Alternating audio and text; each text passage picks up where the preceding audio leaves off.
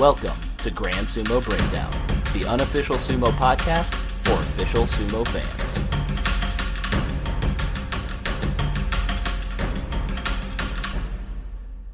Welcome to Grand Sumo Breakdown. This is Ryan. This is Jake. This is Flarek. And this is Mac. And welcome to our preview episode for the Haru Basho. And I don't know about you guys, but I am pretty much ready for sumo. It has been long enough. Guys, I am hankering so hard. But my pamphlet, you guys didn't sign. Why didn't you sign?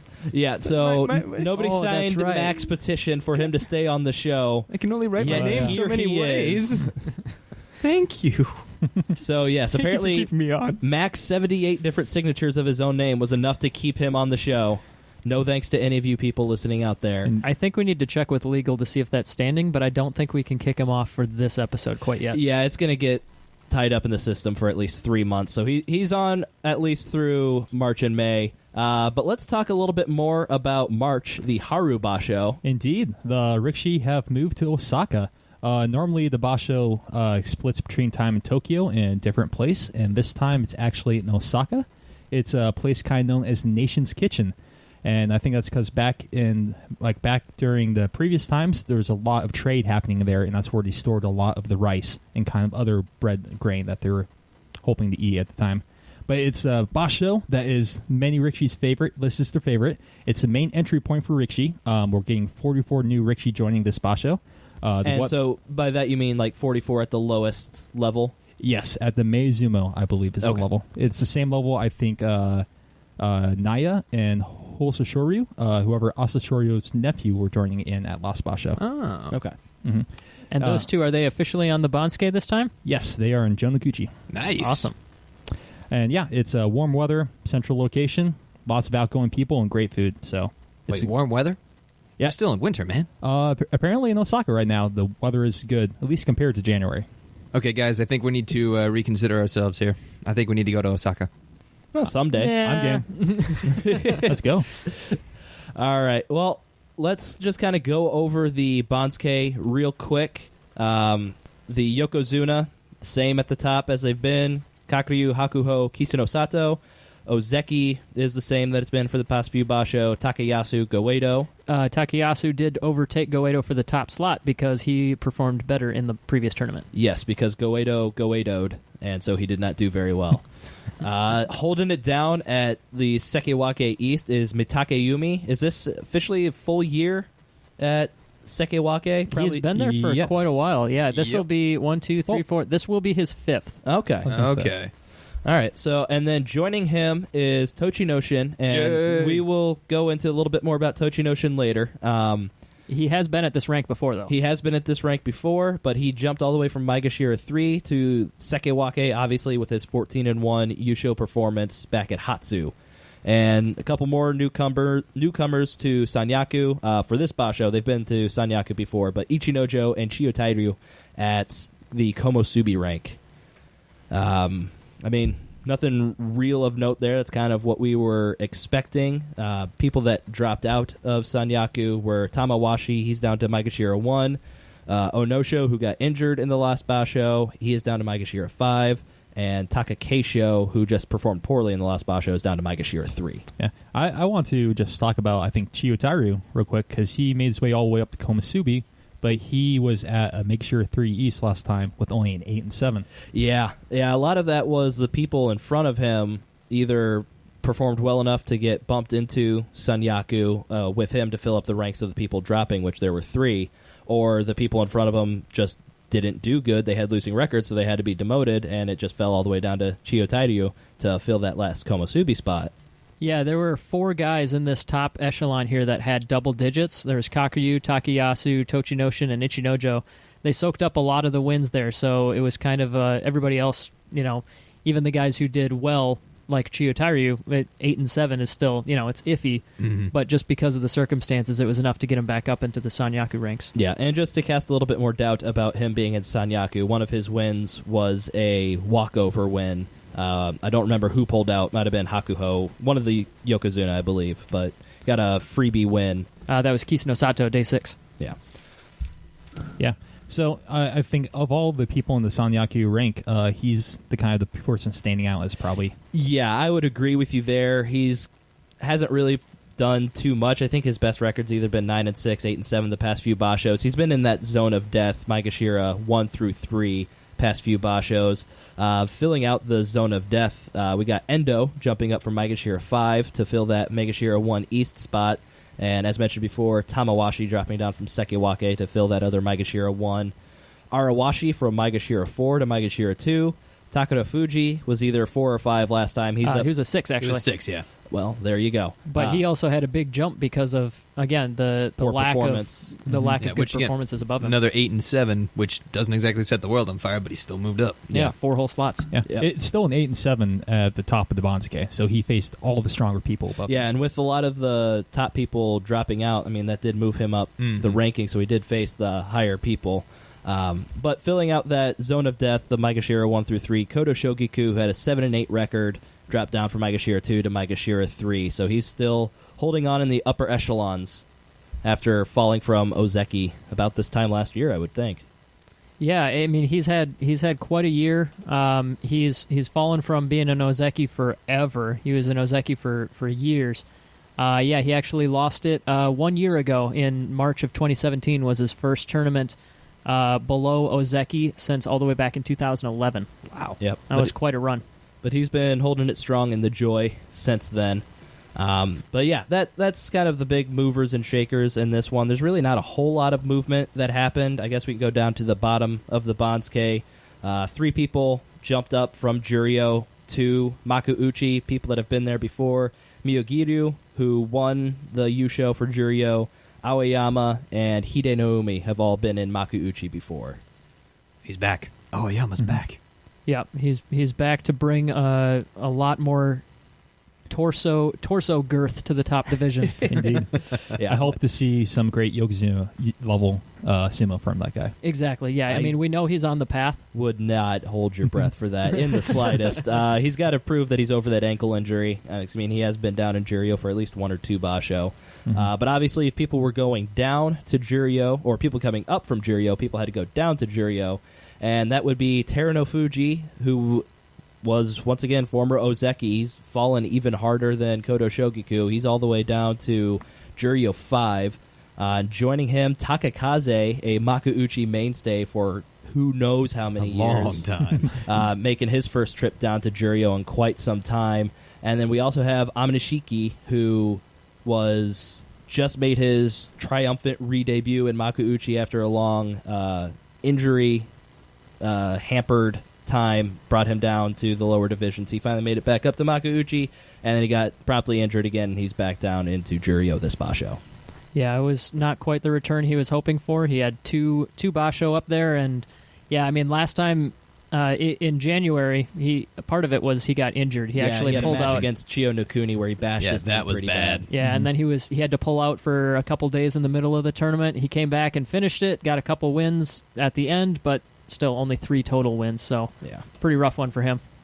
But yeah, let's move on to kind of big story of this basho is kind of who do you think is going to be the contender for the Yusho for this basho? And for many reasons that we're about to get into, it might not be as easy as it appears just looking at the Bansuke, because we have a possible what is being dubbed Nokozuna situation.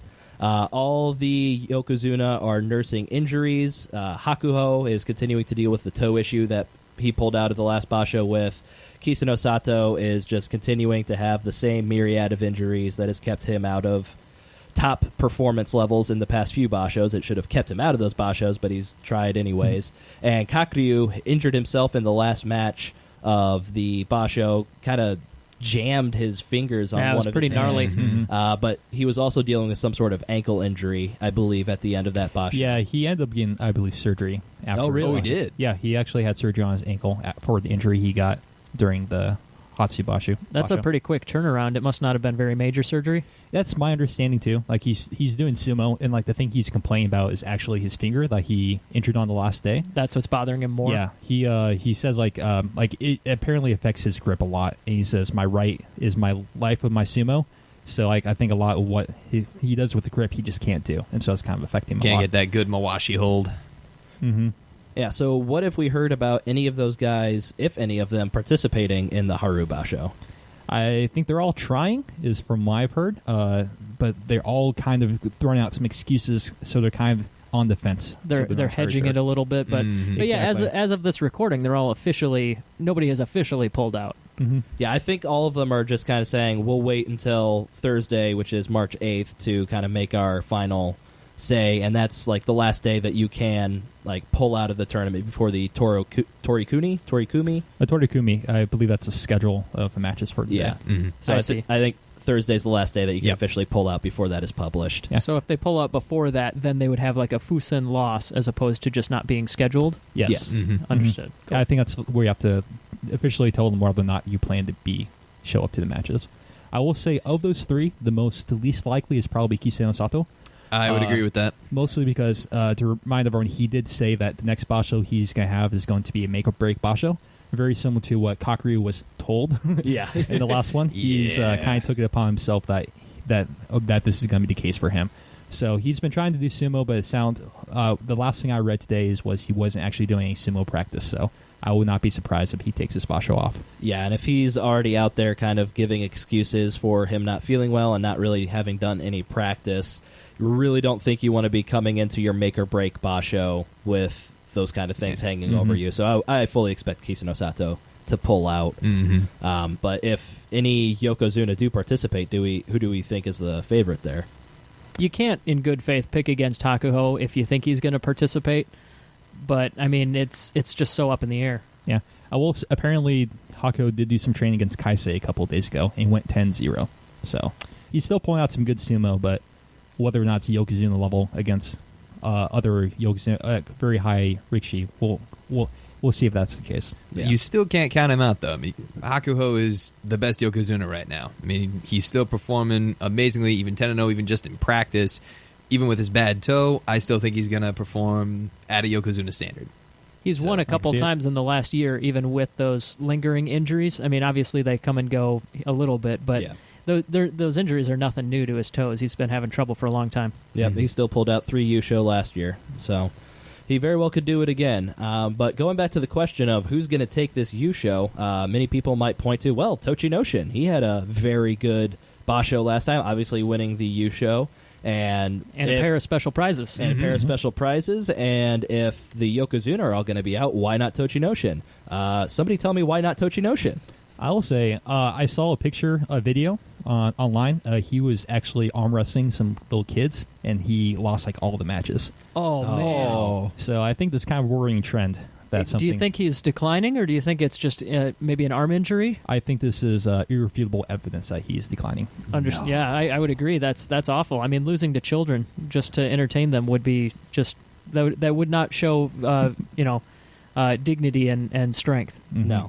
No, he has to have some sort of injury hampering. But clearly, these children must be special. These children must be powerful. The children have already been recruited into professional sumo. Yeah, I knew it. Mm-hmm. But beyond being overpowered by many, many children, it unfortunately does sound like in training either just today or yesterday, Tochinoshin suffered some sort of like upper thigh injury, I believe. What we heard was that like he just kind of was doing training and then pulled up with like a yelp. A yelp, yeah. And apparently re-aggravated injury that he used to have. Sounds like it kind of happened during the last basho, but was obviously able to fight through that. But kind of what we're hearing is Tochinoshin will also be a no-show for Haru, which I will now leave the floor to the other three to express their great sadness about this. We've talked about him recently as like if he stays healthy, he's a potential Ozeki. So that it always sucks to see somebody that high level get hurt. So we might not be able to see the best quality sumo. And it also sucks to think about what his story could have been if he didn't have these injuries. I will say, like, apparently the stats are, like, for every Maegashira ranked wrestler that has, like, won a Yusho, they've never actually followed up to actually doing another Yusho performance after that. At least the very next Yusho, I should say. Okay. Not ever. I was about to say, hold Not on ever. there for a minute. I'm sorry about that.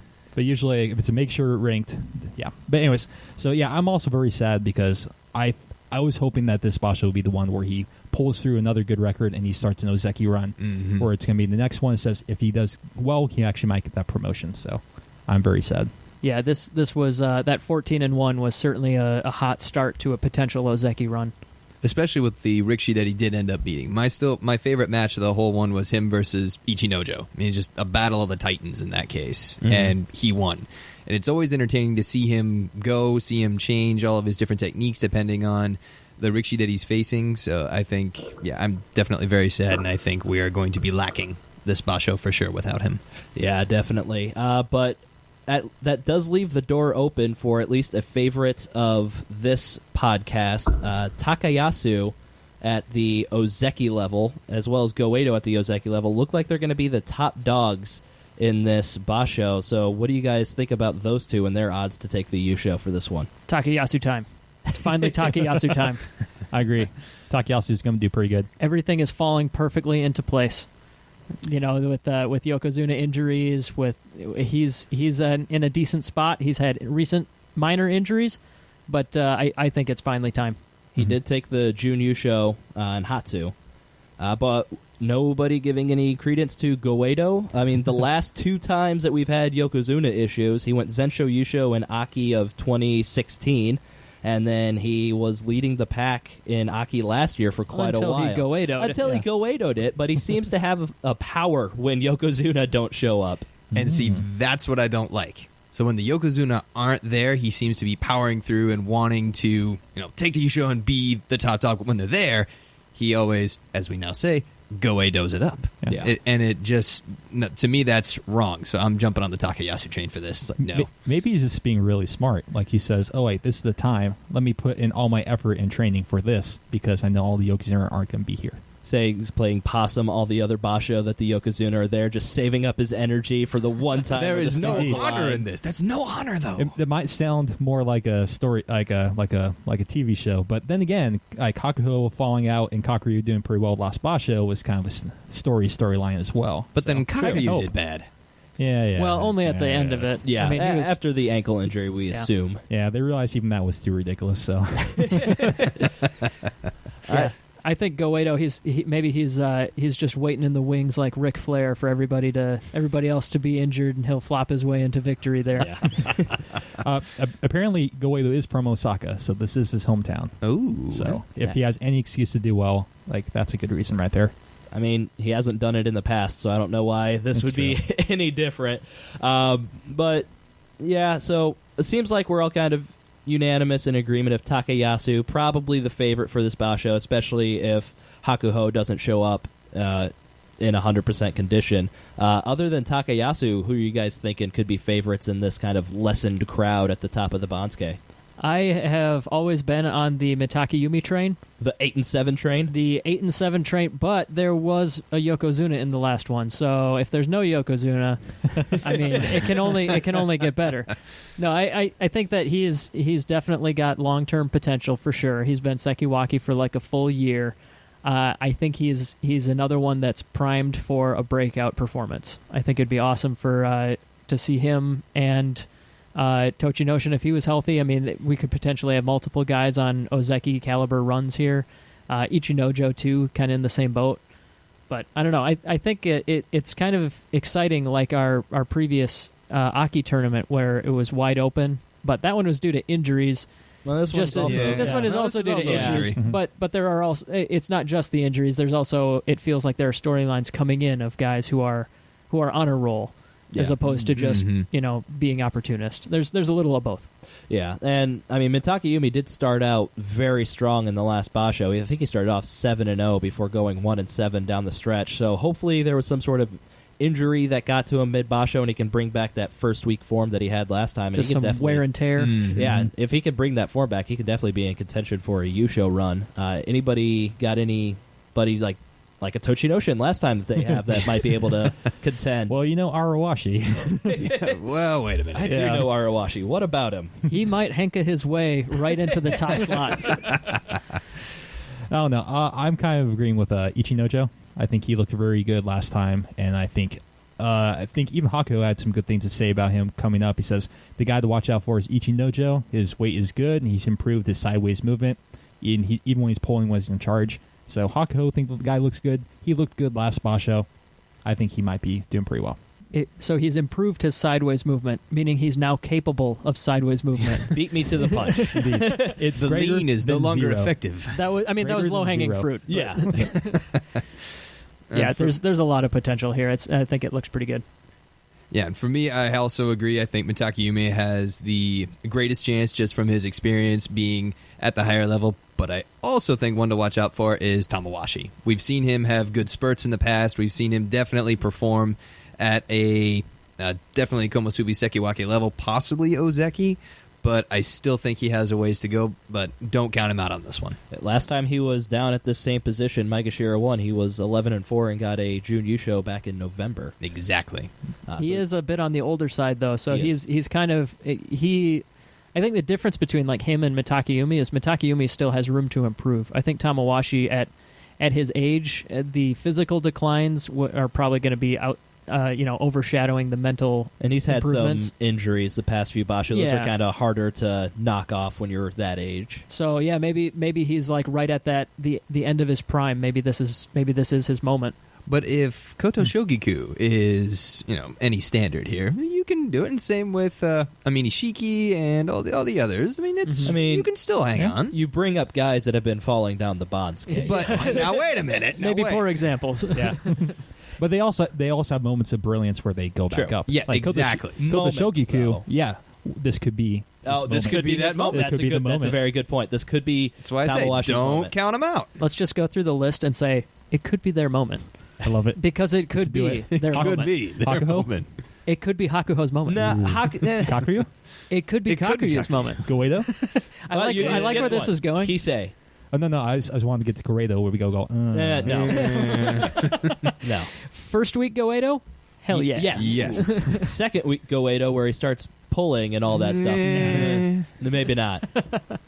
But yeah, so kind of moving over from Tamawashi at the Megashira 1 West, let's go to Megashira 1 East. Endo, he's been up here before, never had any success when he's been in the zone of death. Is this finally the Basho, a weakened top of the Bansuke Basho where Endo pulls through? Yeah, he has been up here in the Joy like 1, 2, or make sure 1, 2, or 3. He's 0 for 9 in Holy attempts cow. to get up to Yikes. the Sanyaku rank. Yeah, he's never been to Sanyaku. This is his highest rank ever. Is this a tie? I believe it's the It's a tie, for yeah, I highest thought. ranked, yeah. tie for highest. Mhm. So do you guys think that this is the time where he finally breaks through, makes it up to Sanyaku in the next Basho? It could be his moment. No, I don't think so. I mean, if he's gonna do it, this is the time. We're looking Yeah. at probably missing three Yokozuna, missing a Sekewaki, Goedo. I mean, man, it is just We are just hammering on screw Goedo episode. Yeah, no, I think he does have some similarities to Goedo in that he's got a lot of talent, but consistency is his problem. Yeah. There are just he's had matches where he just makes dumb mistakes and it just happens. I think his past 3 Basho, since he's recovered from that ankle injury, he's looked pretty good. He's made his way back up to the Magashira 1 rank. I think this is a time, if any time, this is when he's going to get the Kachikoshi. We already know if Tochinoshin's gone, he's going to be out of Sanyaku. We know there's going to be a spot open in Sanyaku. I think this is a time where Endo finally takes that step and he jumps into the Komusubi rank in the next Basho. Yeah, I agree with you entirely. If there's going to be any moment, it's going to be this time. Yeah, I'm not saying he goes for the Yusho, Jun Yusho, anything like that. All he needs is 8 and 7. But what you're saying is, it could be his moment. It could be his That'd be moment. his moment. If anybody was going to have a moment, This is it. Endo is a person that could have it. Yes, that is undeniably a fact. All right, and going down further down the Bansuke a little bit, people who it probably won't be their moment, but they, But it could be. I'm going to say no, but they did pretty well. Got a decent promotion up to Bansuke. You're talking about Abi up to Maegashira 10. Abi's up to Maegashira 7, Ryuden's up to Maegashira 9, and Daisho up to Maegashira 8. All 3 of those guys look pretty good in the last Basho. Abi and Ryuden picking up a couple of special prizes. How do you guys think they're going to perform at this ranking in their, at least Abi and Ryuden, their second Basho up at Makuuchi? Right, meaning that this is their highest rank by a full 7 ranks. Yeah. I mean, that's a huge step up. And They both jump up 7 spots. Yep, 16 to 9 and 14 to 7. So I mean, that's just such a huge jump, such a big difference in competition. Like Abi is going to be going up against guys like Shohozan and Shodai and former Ozekis like Koto Shogaku. That just seems like such a big step up from last Basho, where he was going against younger guys like Daiamami, Nishikigi, Asanoyama. Yeah, so the guys that he's facing now, he's now in the veteran ranks. Like most of the guys he'll be facing have been around for a while, and that's going to be rough. He'll be going against a much higher caliber. Yeah. And Ryuden's been around for a long time, but he's in the same situation. This is he's been around for a long time, but his rank is still very high relative to normal. I will go out on a limb. I would say they probably get Kachikoshi. Probably not high, but I'm thinking that I think they're going to do well. They convinced you with their last Basho? It's not anything technical, but I just say I think their energy and their fire desire to want to do well, I think it's there.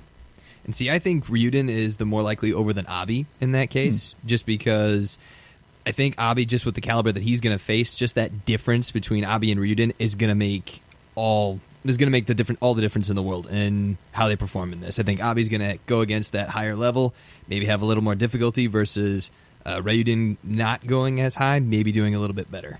Yeah, I completely agree with Mac. It's just kind of like a gut feeling for me, but I think Ryuden is going to have a better Basho than Abi is going to. And when I think about it, I think Abi is a pusher-thruster kind of guy.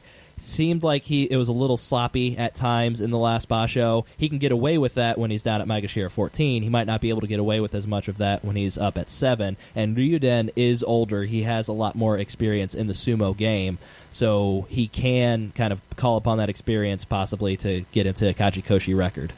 I do know Abi did have a match against Koto Shogaku in the last Basho, and he did not win that one. So that's kind of one higher rank one of where he didn't do too well. We have, I'm glad you brought that up, Ryan, about the style, though. In addition to his opponents, like that pure pusher thruster style is not something you see at the top of the rankings very often. Yeah, it kind of caps out. Aoyama had that great Basho when he got the Jun Yusho a few months ago, I think back in July? Somewhere around then. But that was he and Abi are both very, very much pusher thrusters. But all the guys you see at the top are like Mawashi guys. But Aoyama also had the girth. I think Abi's still a little too small to completely utilize the pusher-thruster technique. But Abi's got those super long arms and legs, the freakily long arms and legs. But Aoyama is just so top-heavy. It just works in his favor. That's actually a thing that I've come across looking at like some of the American wrestlers from the 90s. Part of it was just they were so big, nobody else could move them. So like that's why pushing and thrusting worked at the absolute top level. But I just don't think that those guys are that they're not the same. They don't have Abi doesn't have the size to stay in one spot that whole time. And then we do have the story of Hokuto Fuji. He has a streak of 4 straight Bashos with a Kinboshi. That is tied for the record for most Bashos in a row with a Kinboshi. He is going to go for 5, but I got some quick math to explain why we don't think that's going to happen. So currently, Hokuto Fuji is at Maegashira 6. He had a very poor showing at Maegashira 1 in the last Basho, 4-11. Dropped him down to, like I said, Maegashira 6, which is usually out of the range for facing any Yokozuna, because usually got to be in the top 16 to go up against the Yokozuna. So Hokuto Fuji's outside of there. He's not going to have an opportunity for Kinboshi. But let's just assume we have at least 4 people in the Sanyaku ranks drop out of this Basho, as we discussed, and Onosho, who we haven't touched on yet, but we're also thinking he's not going to be involved. That puts Hokuto Fuji just in the top 16, where he could have a shot at a Yokozuna if 3 of the 4 spots in the Sanyaku that we assume are dropping out were not all 3 Yokozuna, therefore not giving Hokuto Fuji a chance to extend his streak. So essentially he's saying there's probably not going to happen. Probably not going to happen, unfortunately. As much as I love Hokuto Mount Fuji, he's probably not going to be the sole record holder for Kinboshi in a row. Yeah. I do expect good things out of him this Basho, though. Yeah, but he's tied for the I think the top of that record, so that's pretty cool. That is still very cool to have for him. Yeah, I agree with you too. I think he's a guy I like to watch as well, and I expect him to get back up into like the higher ranks. For Agreed. Long-term potential, just not this particular record. Mm-hmm. Yeah. And we mentioned Onosho, got a couple other injury updates. So like we said, he was at Komusubi in the last Basho. Unfortunately, he got injured. He had to withdraw midway through the Basho. He has dropped down to Maegashira 5. And what we heard was a PCL injury, which is similar to the ACL, but after doing a little bit of research, it is bigger and tougher than the ACL. So it's actually kind of a little bit harder to hurt. But it sounds like he's going to sit out of this one and let that PCL... It sounds like a strain because he hasn't had surgery on it, which you would assume if it was a tear, he would have surgery. This is also Definitely. sumo. So. But yeah, it's also sumo wrestling, so who knows really. But hopefully he's doing the right thing, I think, taking the Basho off and allowing it to recover a little bit. He's not pushing it like Ura kind of did after he tore his ACL. He went into the next Basho, lasted 2 days, pulled out, has since had surgery, and he's dropping down to... Is he down in Makushita? Yep. Yikes. And really... He'll be back. But when is the issue there? Yep. Don't think about that. Just know that he'll be back. He'll be back. It's not unheard of. Like Tochinoshin, Amanishiki, these guys dropped out. Yeah, I mean, these guys dropped down for long-term injuries, but they came back. Yeah. They had the talent, and they easily kind of brought themselves back up. I do want to take a moment to mourn Onosho a little bit here. He came in a man on fire, 3 straight 10-5 Bashos to bring him up to that Komusubi rank. And he stayed at Komusubi for 1 Basho, and then the second time he got injured. So really hope that this isn't something serious, and really, really, really hope that he mends this as takes as long as it takes to mend, because I want to see him come back. Because this is a guy we were talking about. Hey, could he be a Yokozuna in the future the way he's been going? And just really would hate to see him get hampered by this injury. I mean, it sounds like he's going to go down to Juryo, but hopefully he's back, gets a Yusho and Juryo, and then storms back into Makuuchi after that. But yeah, we have a pretty small sample size to say too much about him long term, but we do know that every match he's in, you know he's going all out, and you know that he's going straight forward. Not a whole lot of complexity to his game most of the time, but a whole lot of fighting spirit. Yeah, there's a interview with John Gunning on Tachiai blog, and when he was asked a question about who the people who are going to be the next Yokozuna, one of the people he did mention was Onosho, not because necessarily the talent in like talent in like his body shape, but mostly because he had the fire. That's something you can't really teach. Onosho wants to do well. He wants to be a champion. Yeah, and when he was at the Komusubi rank going up against a lot of the higher ranked people, he wasn't losing because he was getting overpowered or anything like that. He just kind of overcommitted to moving forward, and people moved to the side and a lot of slapdowns slapped him down. That's something that I wouldn't say is easily fixed in your game, but it's something that can be fixed in your game, because he was very close to knocking off a lot of those higher ranked people. Definitely. But we also have Takanawa, who is down in Juryo, and is he going to be participating in this Basho? Takanohana said he will decide if he does or not. And I'm guessing that's going to be the Magical Thursday date before we know anything about Takanawa. I imagine so as well. I think the last I read up on like the sumoforums.net, which is a great website, by the way, lots of knowledgeable people who just share so much good knowledge. They said that he was not doing any actual sumo practice the last couple of days. And so I personally take that as a worrying trend that he's actually going to be joining the tournament. Okay. And we would assume that he maintains he's going to stay at Juryo, because that's what the Sumo Association said. The way I kind of read it, it sounded like maybe it was just 1 Basho. He was going to maintain, he wasn't going to drop down to Makushita. That might have been something lost in translation, so I'm not entirely sure.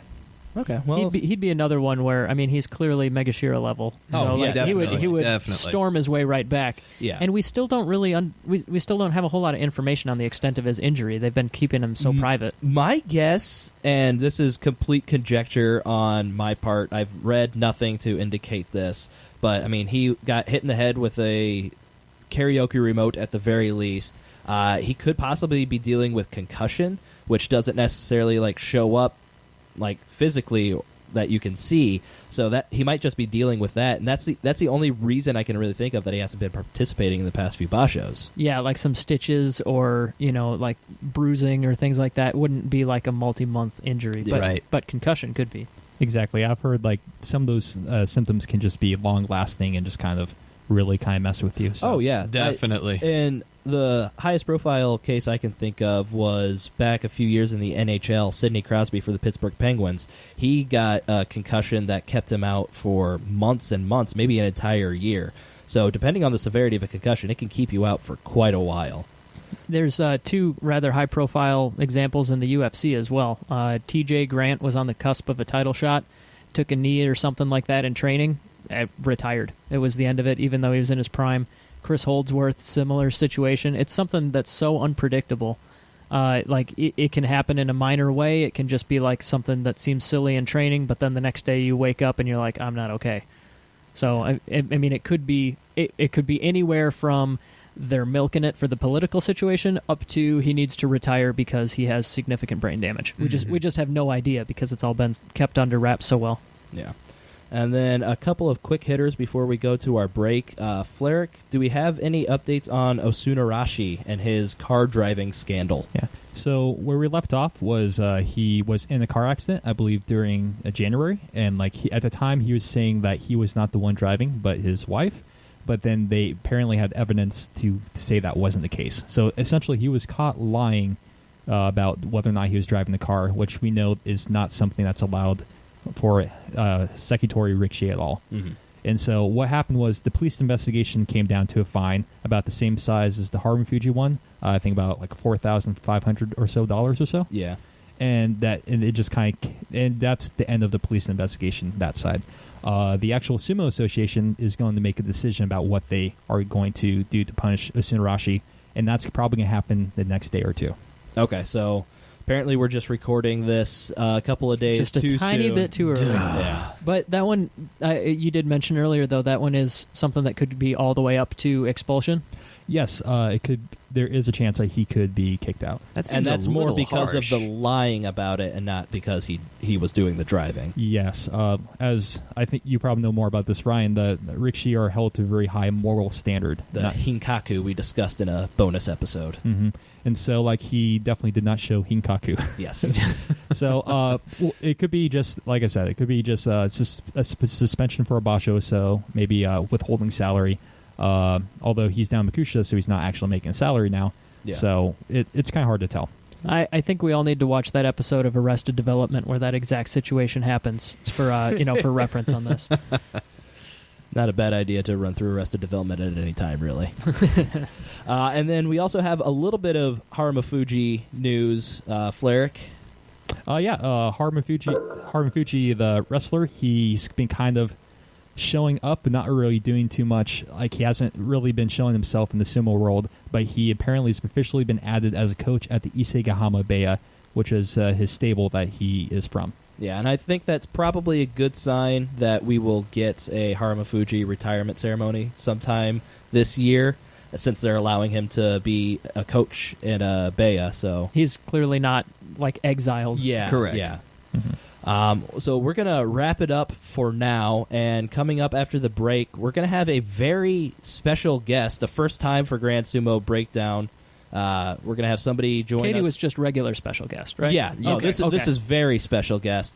And unfortunately, Mac, only people that have won the prediction series are going to be allowed to talk to this guest, so we're going to have to ask you to leave the room. Aww. Yeah, it totally wasn't that we recorded the other day. That is completely irrelevant. No, that is not it at all. This is happening live next, not pre-recorded in any way whatsoever, and we have to shun Mac now. So, Mac, goodbye, and we'll be back in a moment.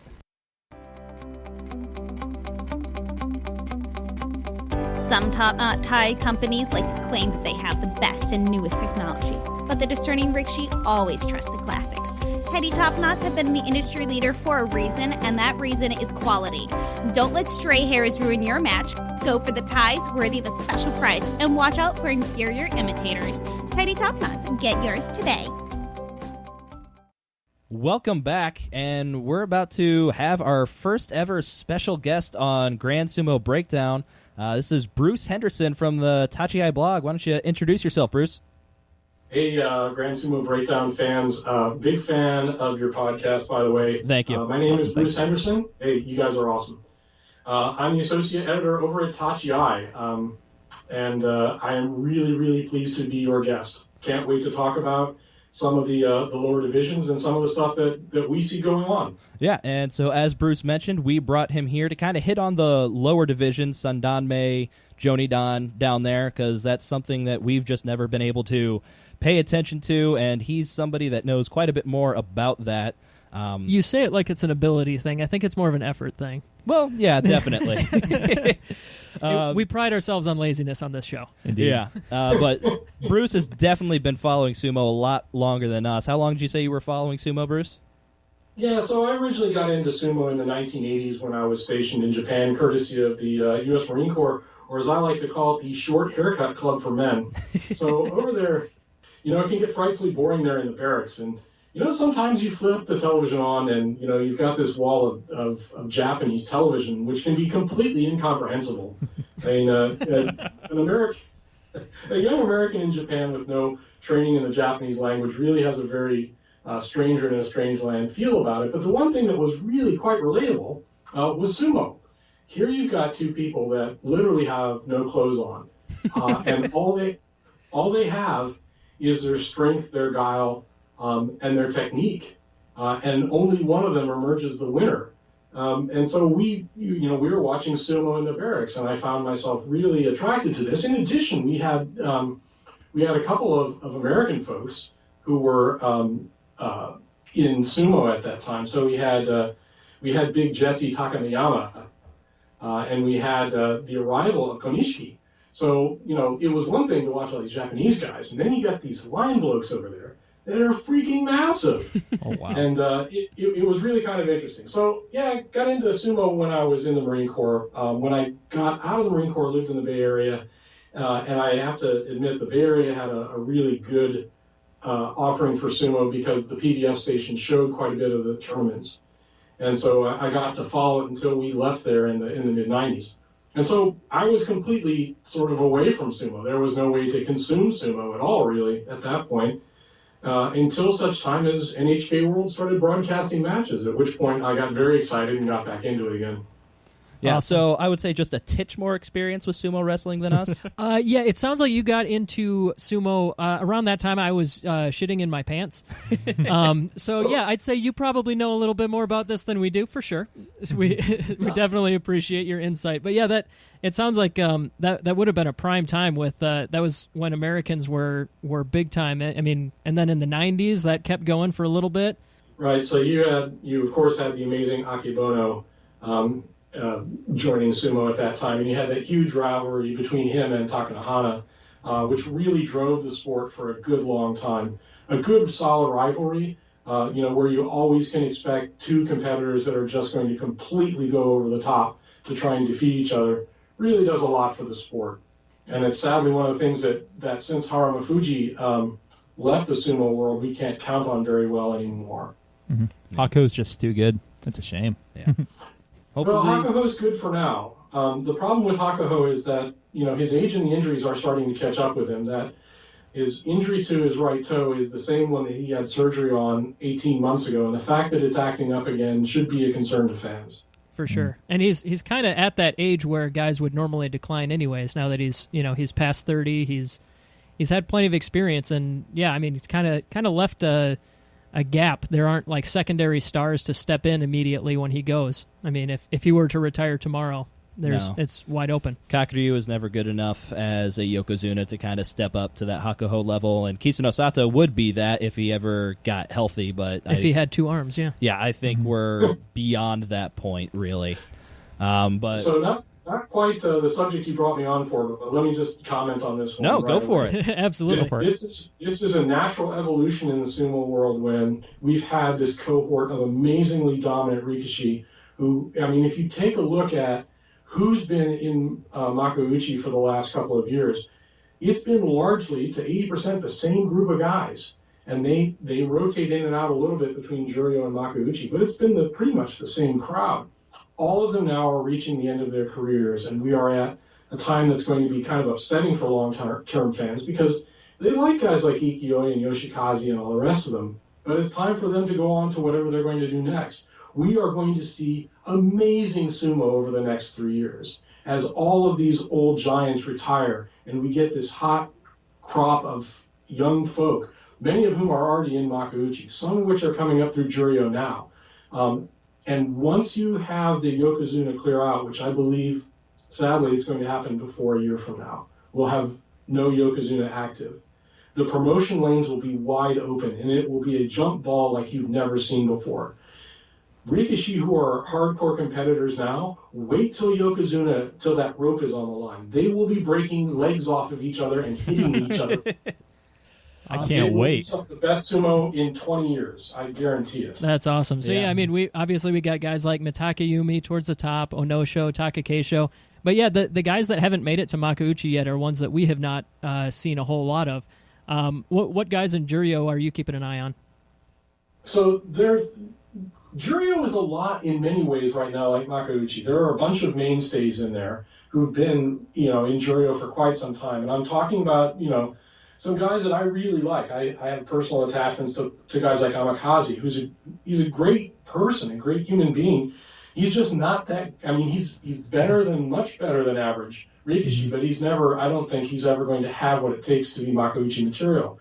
And there are a lot of folks like that in Juryo. If you've had a chance to look at the Juryo Yusho race over the last several tournaments, it's been a mess. It has been a chaotic mess. And what's made it more interesting now is that you've got a pretty decent cohort of Makuuchi mainstays that have been tossed back down into Juryo now to mix it up with all the rising stars. Yeah, just right? like the last Basho, Miyagiru went down there and won the Yusho down there, and now he's back up in Makuuchi. Aoyama's usually a mainstay in Makuuchi, but yeah, a lot of back and forth.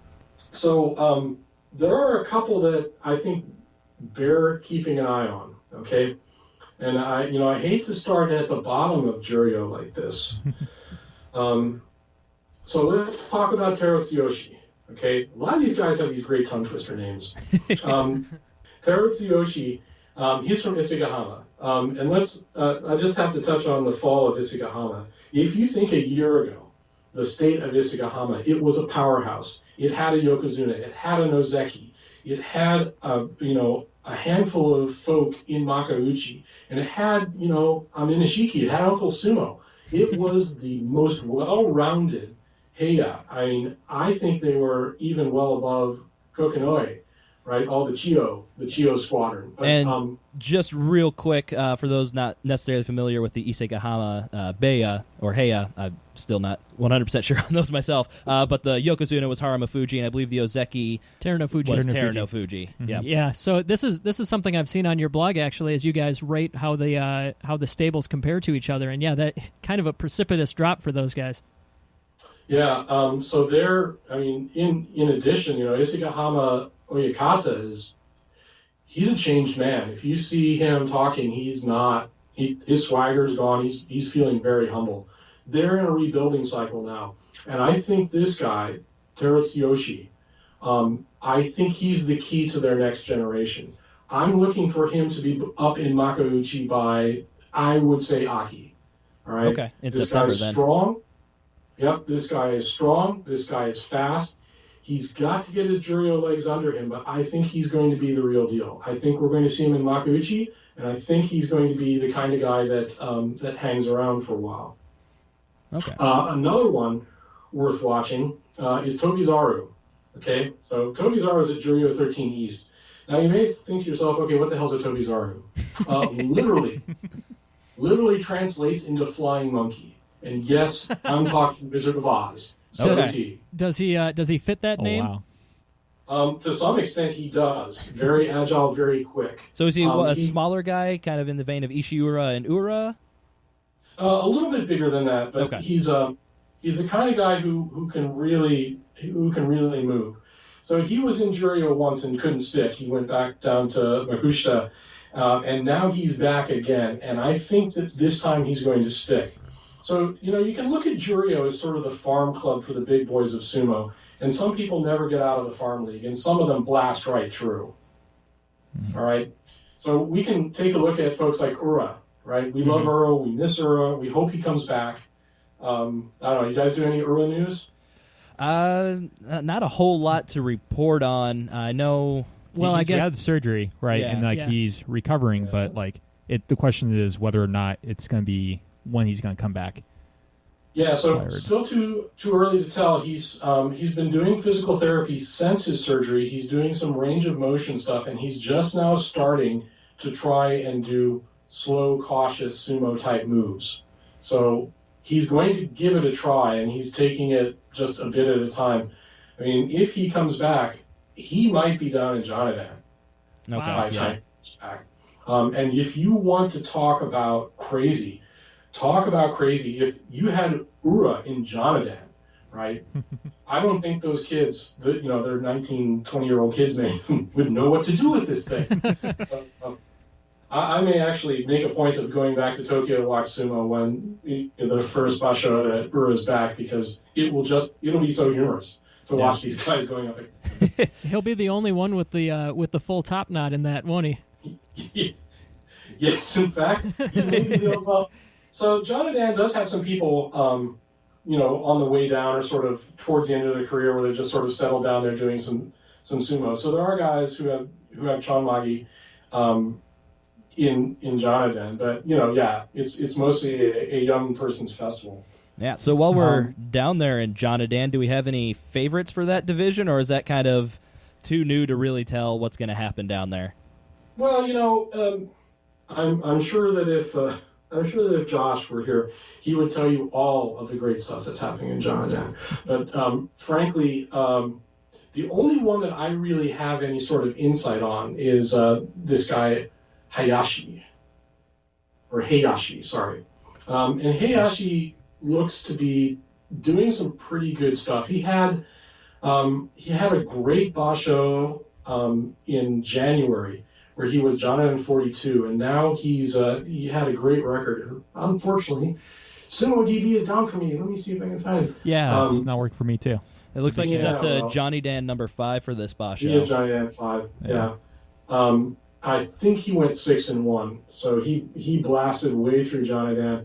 I think he's one of these guys who's pretty hot. But the trick is that you can get kind of fooled because competition between Jonadan and Sandanmei the gap is huge. So I'll talk about my favorite Jonadan guy who's now back in Sandanmei. That's Waki Ichiro from Texas. Woo! Yeah. So we're a huge fan of that guy. I mean, he's if I recall, there's only the 2 Americans in sumo right now, right? And Waki Ichiro, he's all over Twitter. He's always posting funny pictures and stuff like that. I loved when he finally got his mage put in. Oh my God! He had the biggest afro I've ever seen. That was amazing. So what's crazy is that his coach is none other than Yamuro Konishiki, and Konishiki has kinky hair too, and they had a devil of a time getting a mage for him set up. And so they tried a number of different things, including an inordinate amount of pomade, but he just sort of looked like Sumo Elvis, right? So out there, I'm not talking fat old Elvis with the sideburns. I'm talking young Elvis with way too much grease in his hair. Right. So there's a picture somewhere out on the Twitter universe of Waki Ichiro with this enormous amount of pomade in his hair, just looking miserable, like, I can't believe they did this to me, right? He's in his yukata, right, which is bright yellow, and he has a black obi sash. And I think it's either his mother or his grandmother keeps joking that he looks, like a piece of tamago sushi. Right, so I don't know if you've seen. And that's egg? Tamago is egg? I've started learning Japanese recently, and that was a word that was in my app yesterday. There you go. Ryan knows egg in Japanese. Hell yeah. Tamago is, you've got one of these square beds of rice, you've got this big plank of like egg omelet, and then you've got this nori band that goes around it. And believe it or not, yes, he did look like a piece of tomato. And just for clarification, sorry, before we go on, Jonidan is the lowest division, and Sandanmei is one above that? Or Jonakuchi is the lowest, right? That's Jonakuchi. where everyone starts. Okay. Right? Jonadan's above that, and then Sandanmei is the third division. Okay, and then Makushita above that, then Juryo, then Makuuchi. Correct. Okay. And so, so Waki Ichiro had been up in Sandanmei for Kyushu, and he got his head handed to him. I think he was 1-6. Wow. The level of competition in Sandanmi is significantly different than it is in Joniden, and he found that out.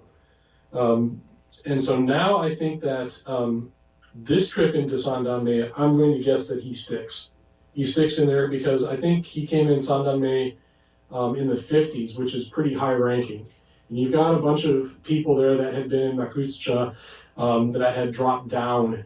And, so you had these hulks and people who had had injuries and had to sit out a couple of tournaments. And some of those guys are really pretty fierce. They're big, they're strong, they outweigh him, they outreach him. And so, he got humbled a little bit. And that's not a bad thing because he did the sumo thing. He got knocked down, he got back up, right? And now he's back up in Sandanme at 89, and I am really eager to see what he does because he looked really well. His sumo was much better at Hatsu. It was a big upgrade. That's good to hear. Yeah, especially he's so young. I mean, he's got I can't say myself like how much potential he has, but I know that he's been fun to watch, and being so young, you got to think that he can improve quite a bit more. Well, and he's got not just a great coach in Konishiki, but he's got a great stable master in Musashi Maru. Okay, yeah. So moving up from Sandanme up to Makushita, correct? Yep. Yeah, let's talk about some guys in Makushita. Yeah. Right? Mm-hmm. So Makushita is interesting. And, this was one of the big surprises when I was fortunate enough to go watch some sumo live. The guys in Makushita, they fight like banshees. They fight like terrors. Well, they're fighting for the money. They're fighting to get into the salaried ranks, and I have not seen sumo that was that unhinged that it was cranked up to 11, especially from the middle division and higher. These guys really go at it. I mean, I saw one guy break another guy's leg. It wasn't on purpose, but the guy's leg did break. It's like, whoa, a major thing. Yikes. So then they bring out the comically oversized wheelchair to cart him out, right?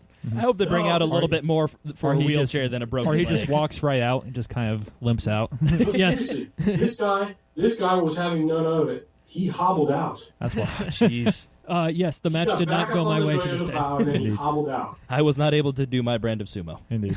Oh, it's broken? Oh, that's a shame. That's a shame, yes. I will try harder next time. I will use it as a whip for my next opponent. He will never see it coming. No, that's some serious toughness there. But yeah, so they're fighting because in Makushita you don't get a regular salary, right? That's only in Juryo and Makuuchi. Mm-hmm. So yeah, right. I can see why those guys are not pulling any punches just to get up that one more division. Yeah, I think I've heard it called like the difference between heaven and hell, or hell and heaven for the most part. Yeah. Is like that. I think that's pretty darn accurate. Yeah. So yeah, there's a lot of advantages to being a Sekitori, and they all want to make it. They all do. Yeah. So and it's not just the great, it's not just the great Kesha Mawashi that have all kinds of lovely embroidery and stuff on it. There's money involved. So let's talk about Makushita 31, or now he's 18, which is Tomokazi, right? So I'm a big fan of Aguruma Beya, and that's Yoshikaze, Amikaze, Takikaze, right? But all those guys, so I talked about Amikaze, and Amikaze I'm not sure is ever going to advance much past maybe the bottom of Makuuchi. And Yoshikaze is probably looking at retirement before too long. And Takikaze, he's been dropped down to Juryo 1, right? Mm-hmm. He's a fighter, but he's an older guy too, and he's got to be thinking to himself, I mean, he has a kabu, which means he has an elder position within the Sumo Association. He can leave the dojo and take up a position as either a stable manager or coach working for the association itself. So for both those guys, that's on the horizon for them. And so you ask yourself, what does Oguruma have coming up? And it looks like Tomokaze. Tomokaze is the rising star in that Heya now.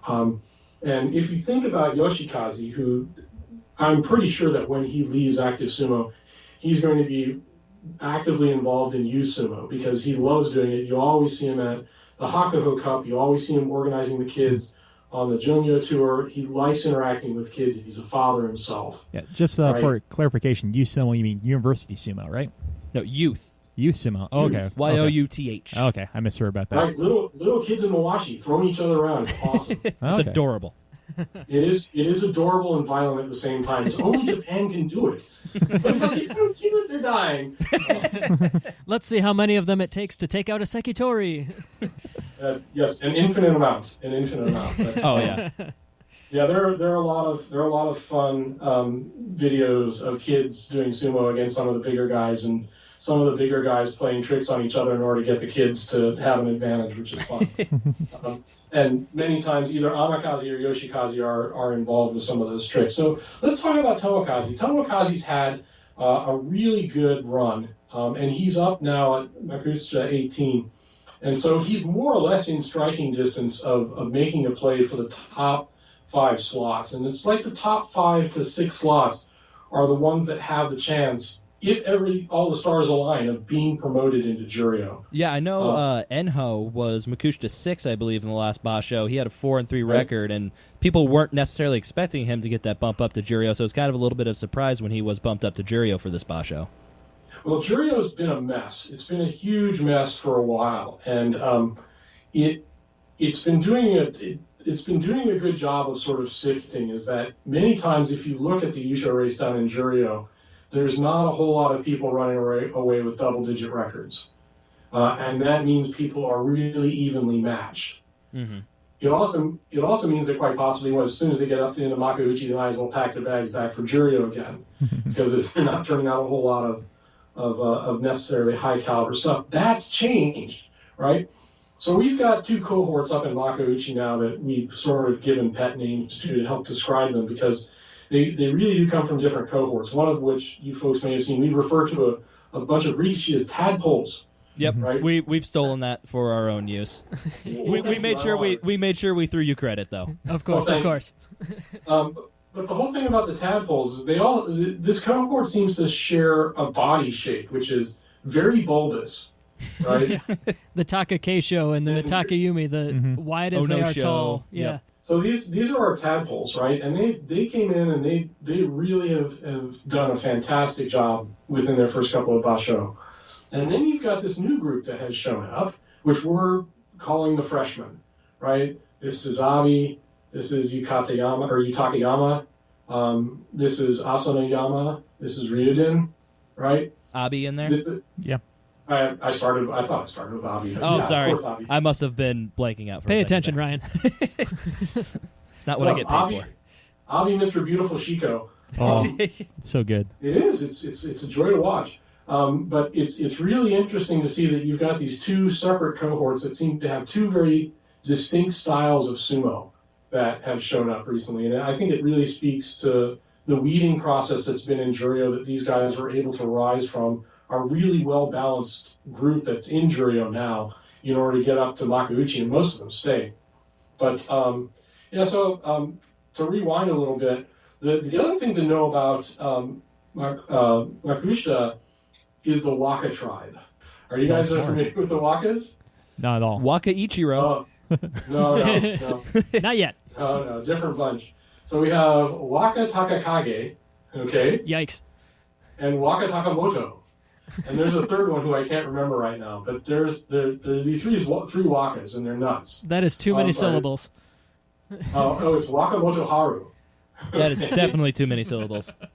And are they And all... from the Arshio? They're all from the Arshio stable, and so they don't fight each other.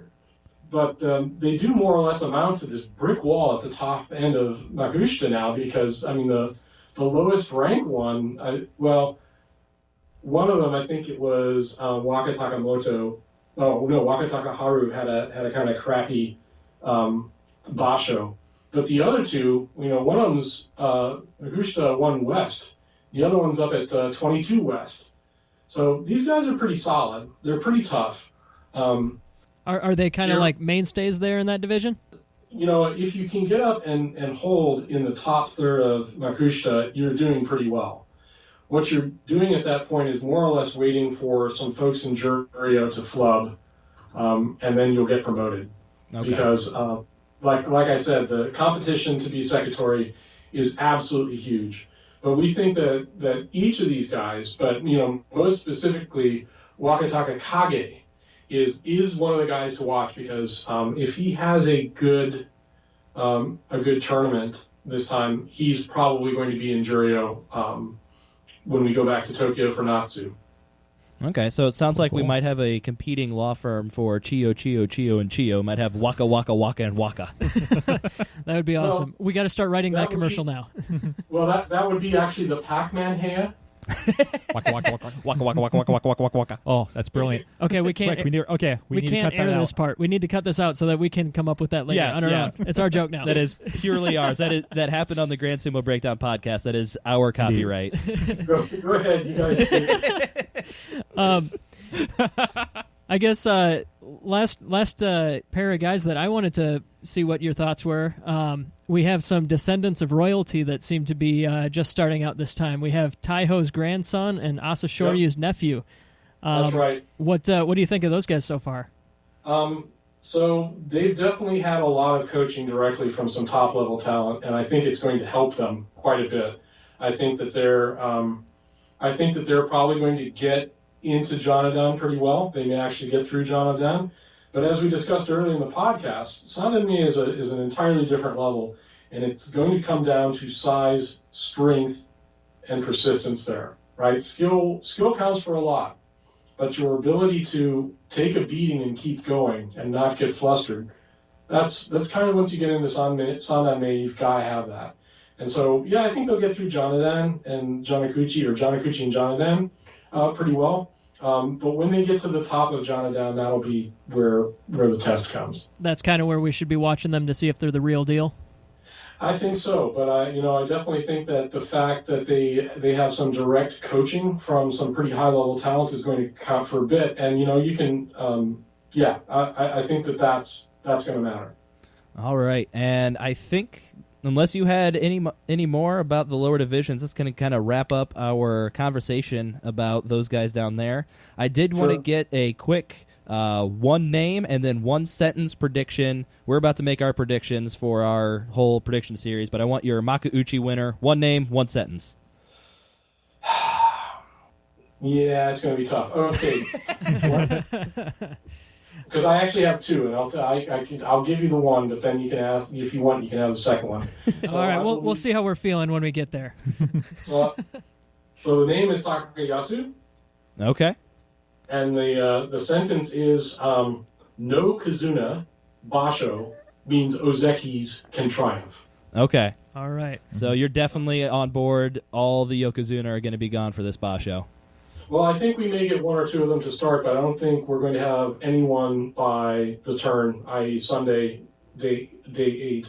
I think they're all of them will be out Kyujo, and it will be up to the two Ozeki to sort of hold court. All right. Gotcha. And I'm going to guess your second name was not the other Ozeki. Is that correct?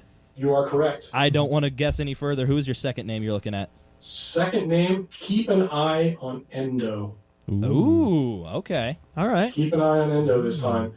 So Endo has been, Endo was a rising star back in the day. He was sort of one of the great Japanese hopes, and he did very well, and then he got hurt, got a little better, got hurt again, and he underwent surgery a few months ago and has been sort of clawing his way back.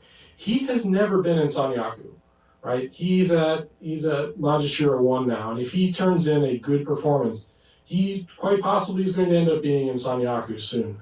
The guy is solid. The guy is confident. The guy has stability. I think that everyone has discounted him because he has not been performing very well. He gets his performance problems behind him, which he might have. He could actually bypass some of the people you may be thinking for challenging for an Ozeki slot. I know that'll make all the ladies in Japan very happy if that were to happen. and actually probably quite a few of the men as well. Well, thank you very much, Bruce, for joining us. This has been fantastic. Let us learn a lot more about some of the lower divisions. Why don't you tell our listeners one more time where they can find your work at? Well, you can always come to tachiai.org because we're always writing crazy stuff there. Please remember, it is not spoiler-free. We write about stuff as soon as it happens. And if you are really on the cutting edge of nonsense, if you've got an Amazon Echo, we've got a Tachiai newsreader that's an Alexa skill now. So you can have Alexa blab sumo news at you anytime you want. That is the kind of nonsense that we can get behind. Yes. I like it. All right. Thank you so much for joining us, Thank you very much Bruce. for having me on, guys. Great podcast. Take care. Thank you very much. And when we come back, we're going to do our prediction series where Mac will tell you not to pick if you're doing any fantasy pools or prediction series of your own, and we'll do Jake's Fun Facts and all that stuff.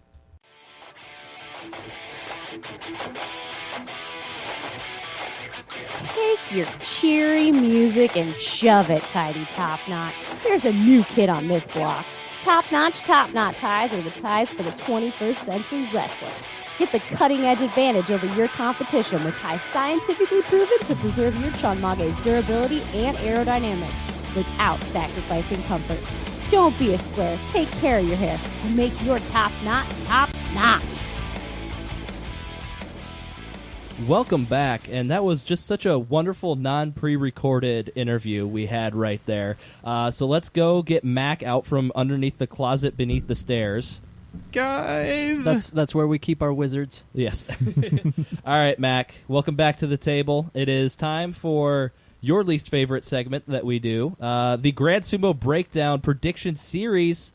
So if everybody remembers back to the Aki, the Hatsu, or the Kyushu Basho. Mac, Nice.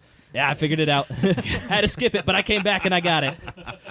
Mac lost all of them, literally all of them that we've ever done. We've only done 3. It's I think my favorite part of your involvement in the show. Yeah. I mean, it's why we have you here. It's so the rest of us can't lose. We don't lose. Yeah. I'm the entertaining one. I knew it. Yeah, we know I it. knew it. And for the first time in the history of the Grand Sumo Breakdown Prediction Series, we are not going to mess with our rules. So everything that it was last time will stay that way. The only thing that's going to be different is we've decided that the loser calling... It's not gonna changing. stay the same. Hold on. Except for this. So the rules aren't changing. The punishment is being altered a little bit. We are making the loser having to call the winner Yokozuna a permanent punishment, and everything else that we select out of the Bowl-O punishments including this episode.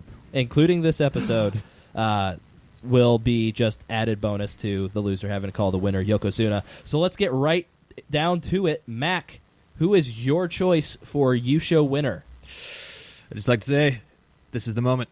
This is the time. Haru. I'm going to turn it around this time. Which rickshaw will be cursing your name? Well, no. I am going with Takayasu. I think that man's got a lot more gumption than people give him credit for, and I'm putting my money on him for the Yusho. All right. I think I got second to worst last time, so I get the next pick here. And I am picking for the Yusho. I have waffled on this back and forth so many times, but I think I got to go with Goedo. I got to do it. Not the most consistent guy, but I think he's definitely got the most talent out of the people that aren't Takayasu or aren't injured. But I do have to point out, it is not Aki in a Yokozuna free field. I'm just saying. Saying. He was my number one pick if you guys didn't pick him, so He you're was not alone. He was number 3 on my board, so I was hoping that I didn't have to pick him. So I thank you, Jake, for removing him from my board so I wasn't forced to pick him. I'm going to cross my fingers and hope that this guy gets back into his first week form from the Hatsu Basho, and I'm going to go with Mitake Yumi. Since Takayasu is not available to me, obviously that's who I would have taken.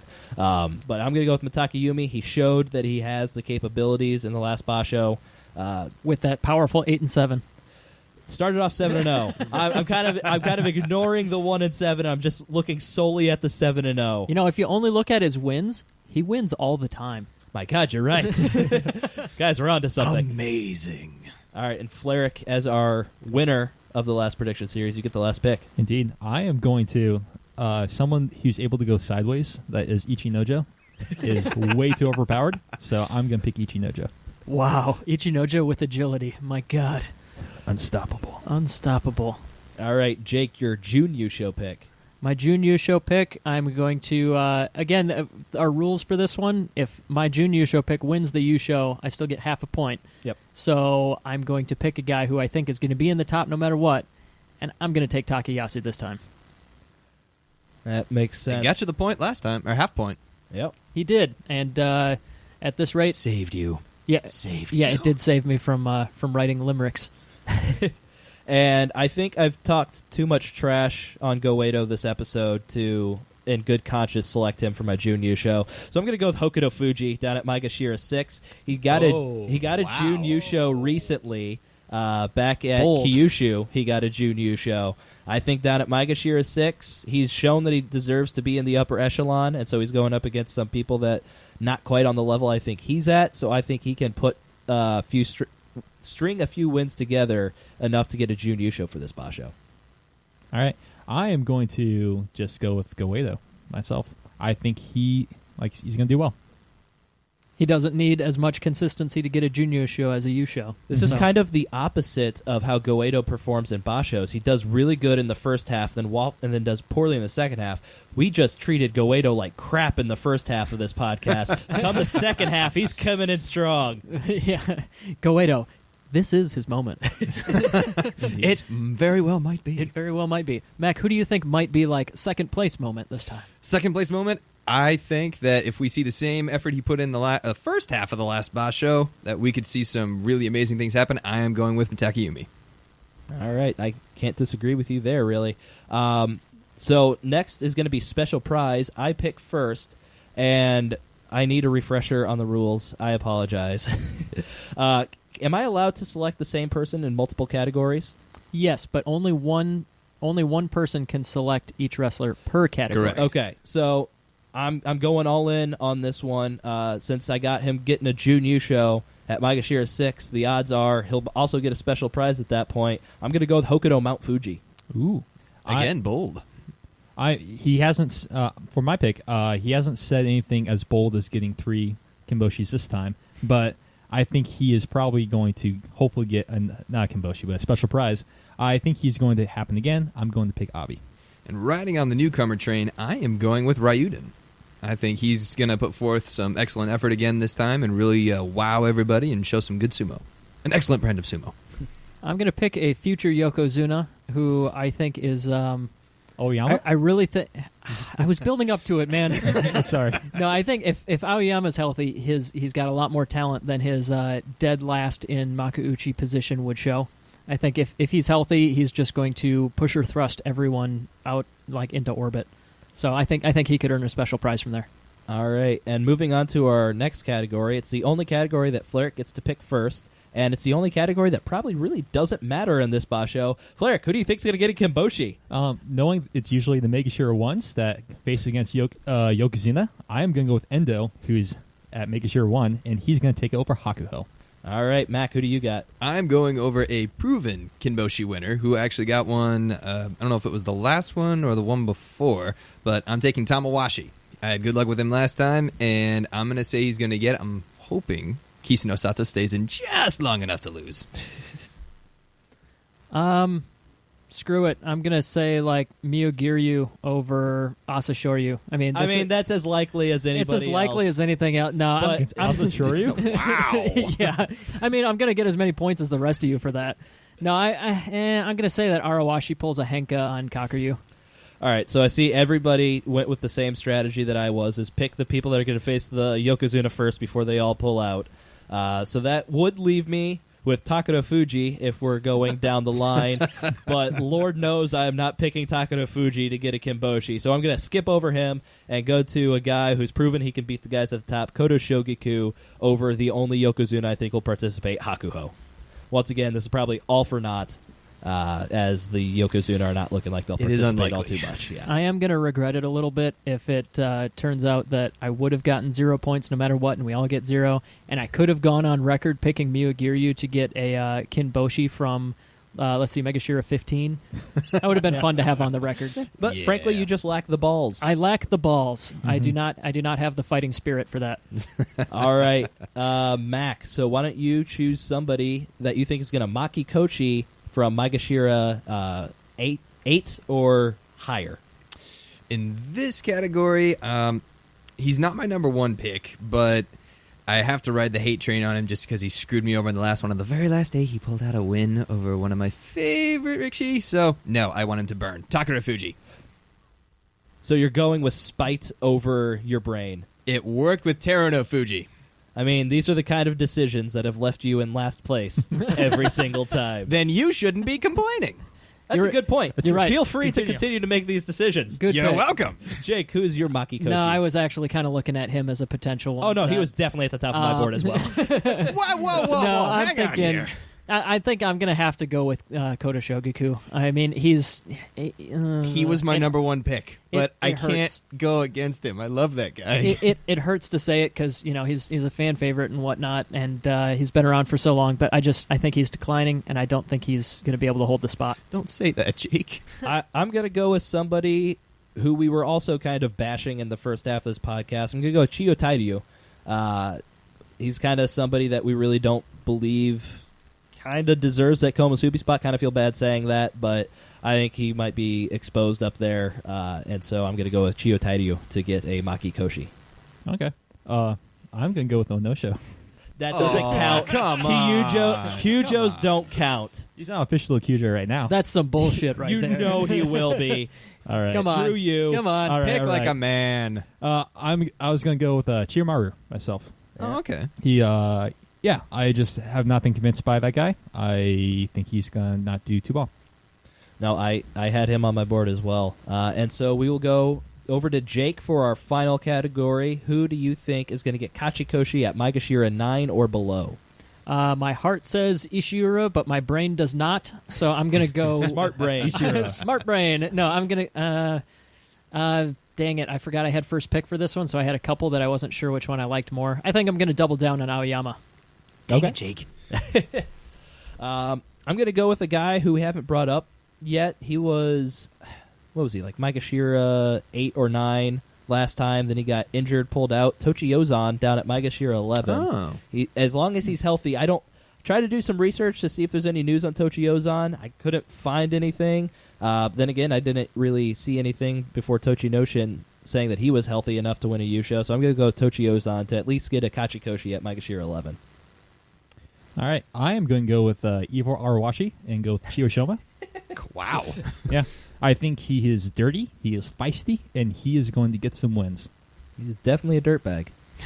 That goes back to that match where there was a false start against Hokuto Fuji, and rather than just set up and do it again, Chiyoshima just kind of hit him in the face. Slap.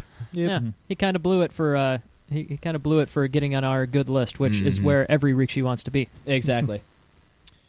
See, for me, like Jake doubling down on Oyama, I'm doubling down on Ryuden. Like, come on, you can do it, Ryuden. Come on, show us some of that experience and some of that fighting spirit. You can do it. All right, so it looks like everybody is doubling down except for Fleric. I will say my pick is a little risky, but no, the thing I wanted to say to Jake is the last I heard from Aoyama from John Gunning and Jake 19 was Aoyama's knees not looking good. Ooh. Uh-oh. Heads up. Conveniently, you left out that you had that news. Ooh. I see Fleric's doing a little bit I see of tricks. I see gamesmanship. tricks. Well, it would be nice for Mac not to lose eventually.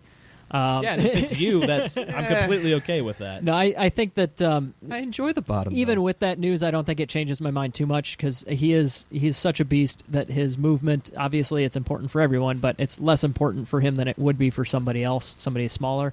So I'm still hopeful. Famous last words. Yeah.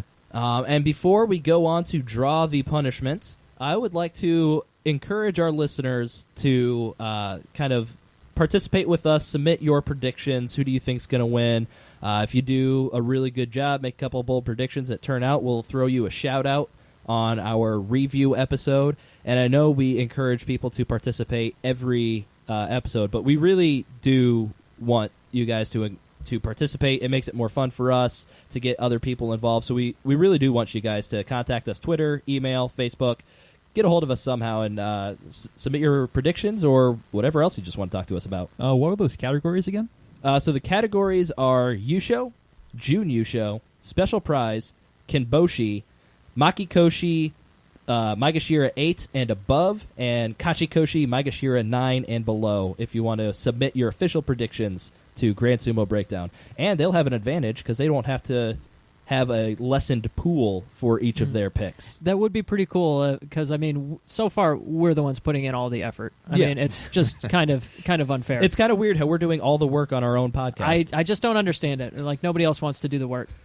I have to say to our listeners, prove you're better than me. Prove that you can do a better job than me. Otherwise, join me in the gloriousness of being last. So, and hey, start a petition to get on the show. I mean, you got 3 signatures right here. Yeah, exactly. but wait, guys. All right, and so let's hand it back over to Mac. So the rule is the loser of the last Basho has to pick the punishment for the next Basho, and as that just happens to work out, it's Mac every single time. So Mac, Gee, really? reach deep into the bowl o' punishments and figure out what you're going to be doing in 2 weeks' time. I do not like the bowl of punishment. Well, do better. I try. You say this every time. I'm starting Every to time not I believe need you. it. All right, what do we got? Oh dear. Loser must write a Dr. Seuss-inspired short story about the previous Basho, highlighting their prediction fails. I like it. I think we got to put some sort of minimum length, minimum length to that. How about we just No. make sure that we discuss it beforehand to make sure that it meets the quality standards that this podcast works so hard to Yes. uphold. Well, now, wait a minute. Are you saying that you've been disappointed with all of my performances of my punishment? Not yet. Unfortunately, I cannot say I've been disappointed with any. I was disappointed with the haikus. So, no, I will say I was disappointed with that. But you've come through a lot stronger than I would have expected.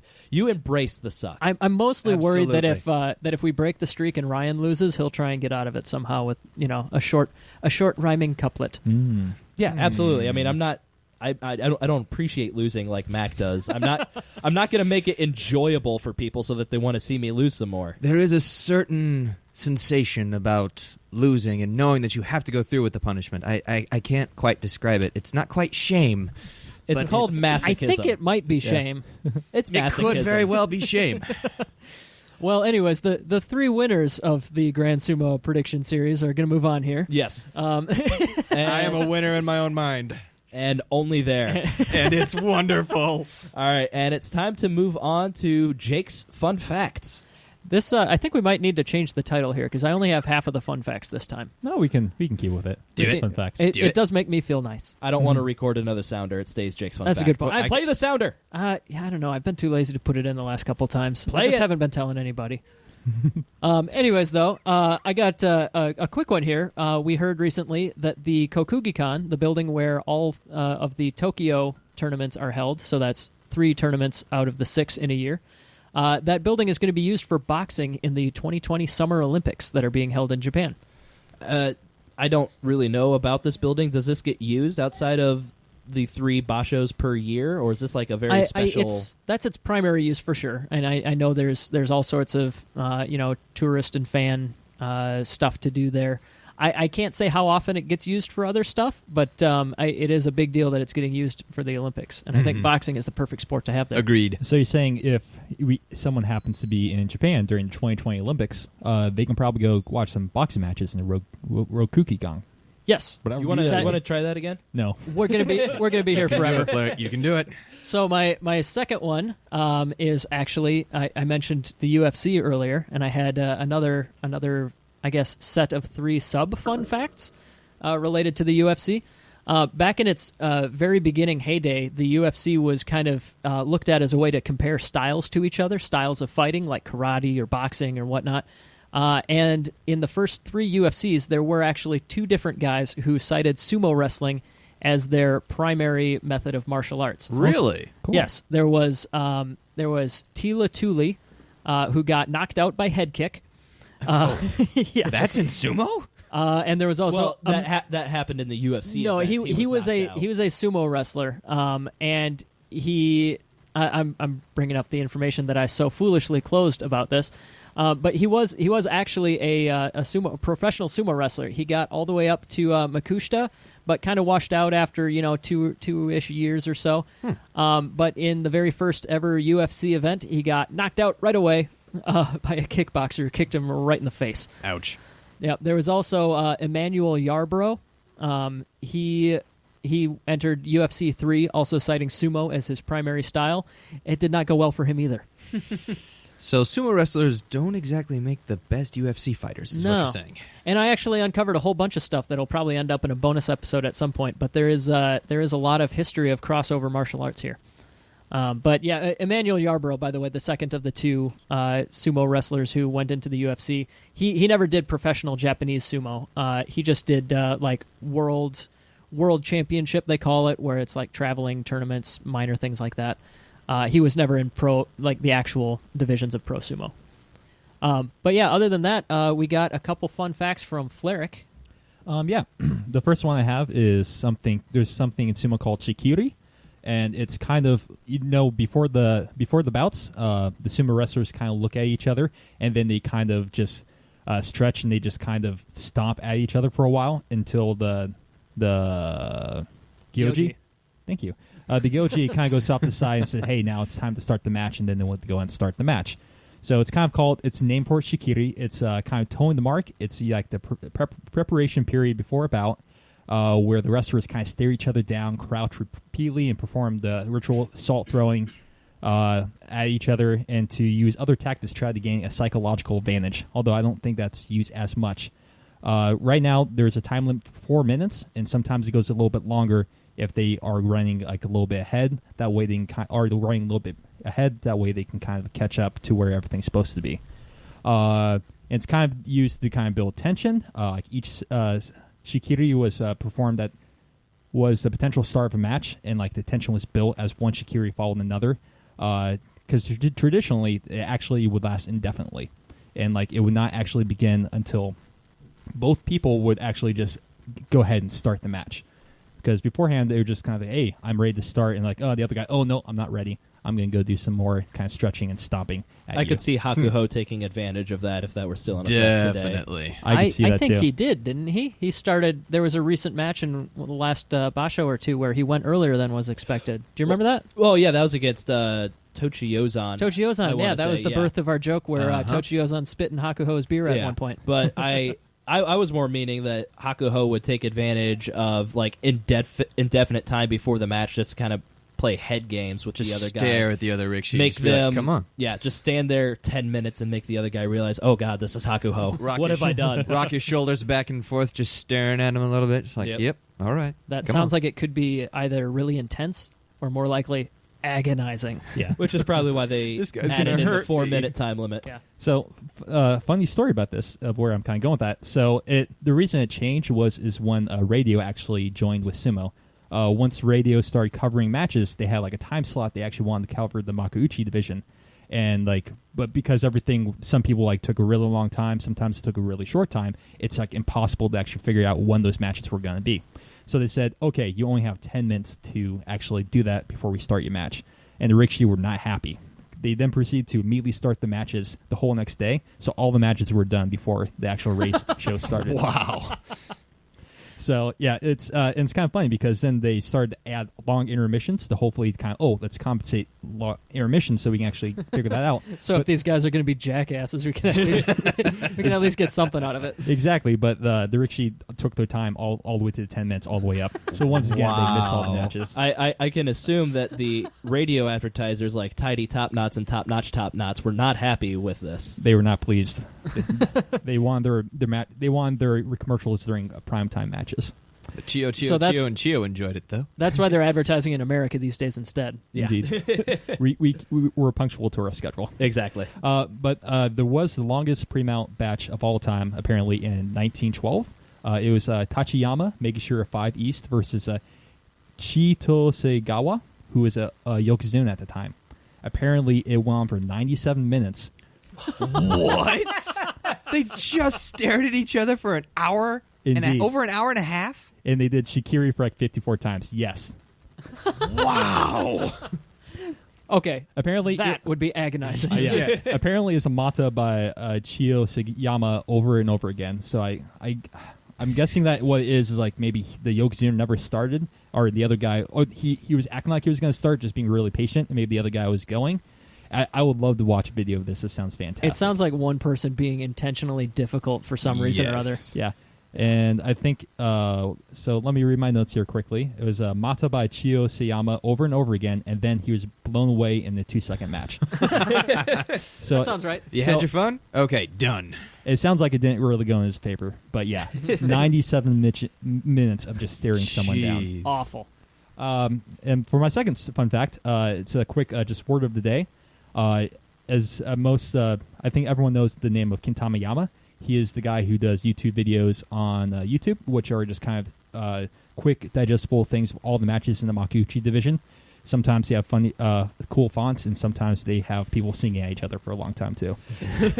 The fonts are why I really go back. Yeah. No, it's always the animations, man. No, it's probably opening the animation. quickest, easiest way to get the easiest way to get all the matches if you want to watch every single match as opposed to just some highlights. Mm-hmm. Agreed. So he has, does anyone have an idea what Kintama Yama actually means? Something about a mountain. Ooh, why do you think that? Yama. You're correct. The last... Ryan, you've been studying your memorizing. Yeah. We talked about... Mac did the Yama Award for Yeah. Oh, that's right. Amy. Okay. That's when I learned that. It's here. The word Yama does mean mountain, and so you actually do see a lot of rikishi with the name mountain in it. Aoyama. Yeah. So there are 3 kanji in his name. The last one is Yama. The first one's, I think, Kinta. Let me actually look that up real quick and make sure I'm not wrong. Let me look. Riveting podcasting. Thought it here, was Larry. Kint. I know. Ama? It's fantastic. So it's... We could just wildly speculate.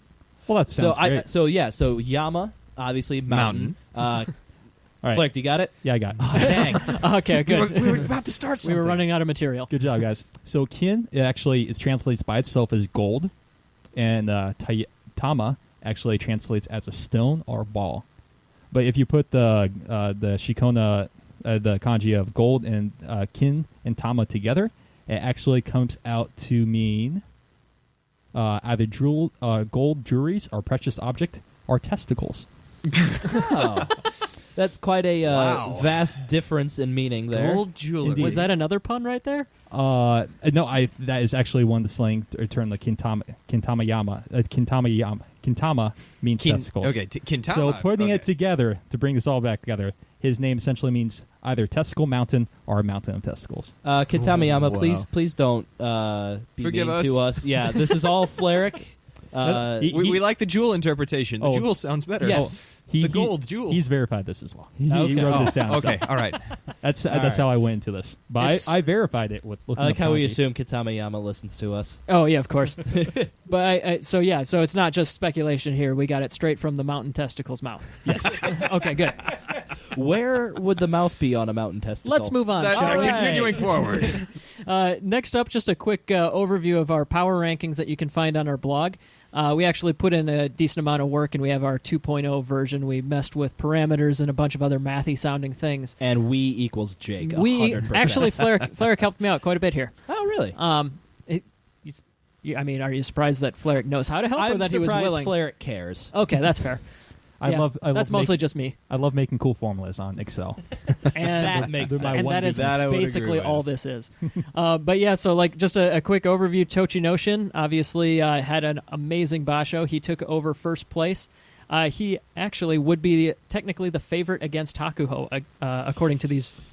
Excuse me, according to these rankings, if I did If either anything one was properly. going to participate. And if either Right. one was, yeah. But no, so like some of the favorites going in, we have Takayasu at 1113. Just for reference, 1,000 is an average rikishi, and 1,100 is basically fantastic. So Takayasu at 1113 is the leader of the guys that we think are going to participate here. I mean, you obviously have other guys like Mitakiyumi and Tamawashi near the top here, but you can check that out on our blog. I have a post where I went through our methodology, and I think it's something that I waste a lot of time on, and if you're curious, I could certainly waste a lot of your time on it as well. I always enjoy it. And last up, our other segment here is Fantasy, our Fantasy Sumo League. We have a new winner this time around. Molly contacted us on Facebook, and she asked us, who does the sumo go to for love advice? And the answer is Cherub Maru. Ooh. That was a pretty That's good clever. pun. Our contest this time around was Valentine's-themed puns. So that was the winner, and I just think it's hilarious picturing him with his gigantic face, holding a little tiny bow and flying around, shooting Just arrows with a at lovers. smile. Yeah, but so Molly will be joining us in Fantasy Sumo this time around, and so far, our very first fantasy guest absolutely demolished us.